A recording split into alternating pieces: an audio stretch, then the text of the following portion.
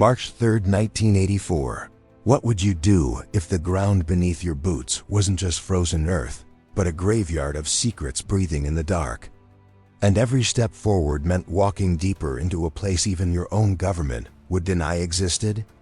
Because that's exactly where a covert CIA recon unit found themselves when whispers of a hidden Soviet installation buried deep in the Arctic Circle turned into a classified mission nobody officially signed off on. The kind of operation that didn't exist on paper, but somehow had body bags ready before boots even hit the ice. And right from insertion, you could feel something was off, not just enemy territory off, but wrong in a way that made seasoned operatives glance over their shoulders like rookies on their first deployment.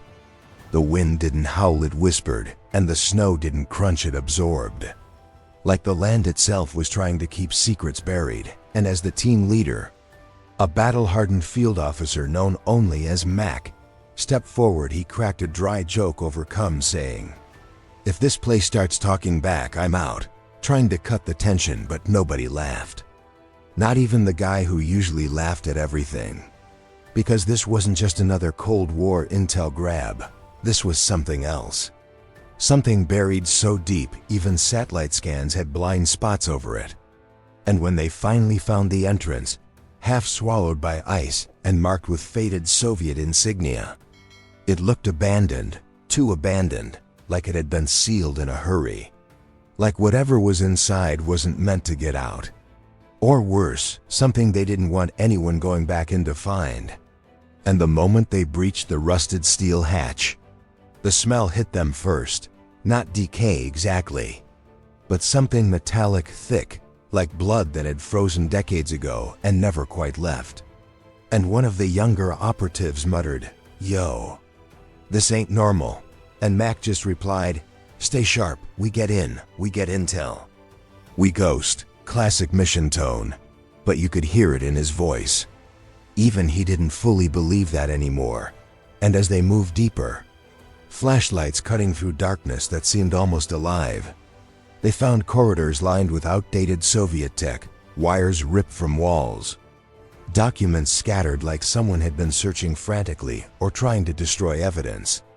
And then they found the first body, still in uniform, frozen mid-motion near a control panel, eyes wide open like he saw something right before he died. Something that made a hardened Soviet soldier forget how to breathe. And one of the guys whispered, "This dude didn't die from cold," and Mac nodded slowly.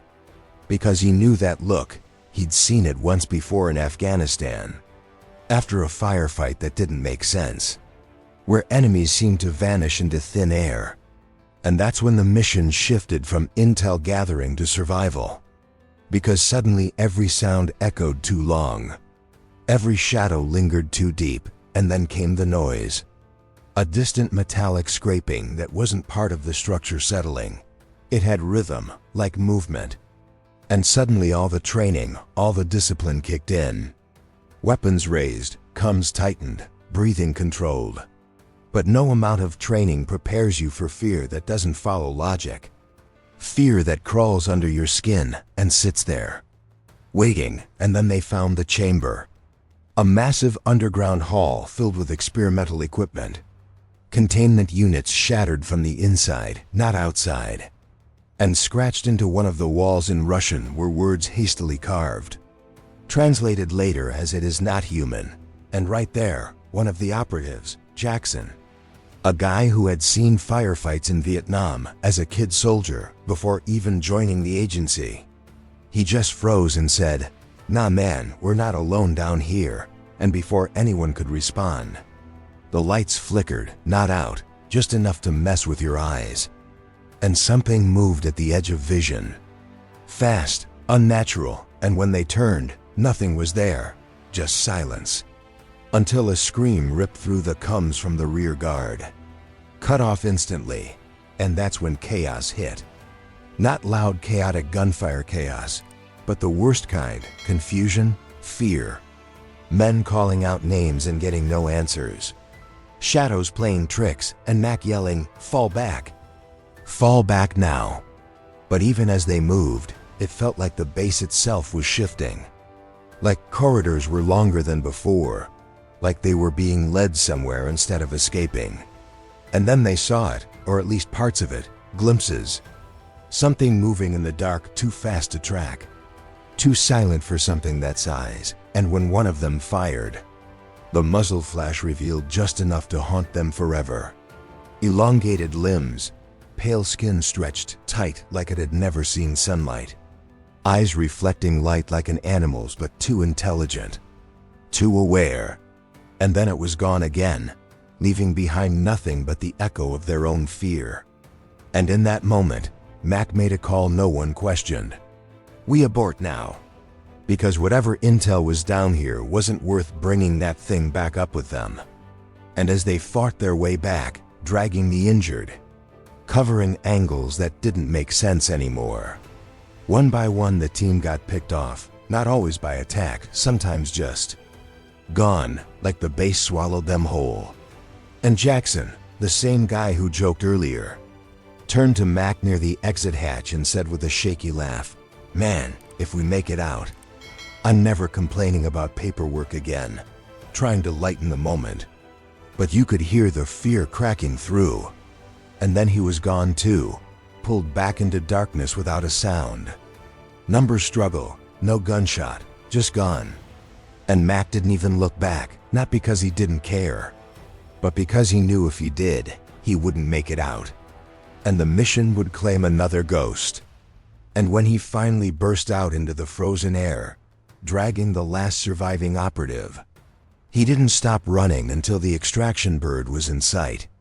And even then he kept looking back, half expecting something to follow them out. Something that wasn't supposed to exist in this world. And when they debriefed him later, off the record, no transcripts, no official acknowledgement, he gave them everything: the base, the bodies, the writing on the wall, the thing in the dark. And the response he got was cold, controlled, almost rehearsed. That facility does not exist, and just like that, the mission was buried, just like the base, just like the men who never came back. And years later, Mac would still wake up at night, swearing he could hear that scraping sound, that whispering wind that didn't belong to nature. And he'd sit there in the dark, wondering if they had really escaped, or if something had followed them back, something waiting, watching, learning. Because some missions don't end when you leave the battlefield. Some follow you home, and now you tell me, after hearing all this, would you have gone inside knowing what was waiting in the dark? Or would you have walked away and left that secret buried forever?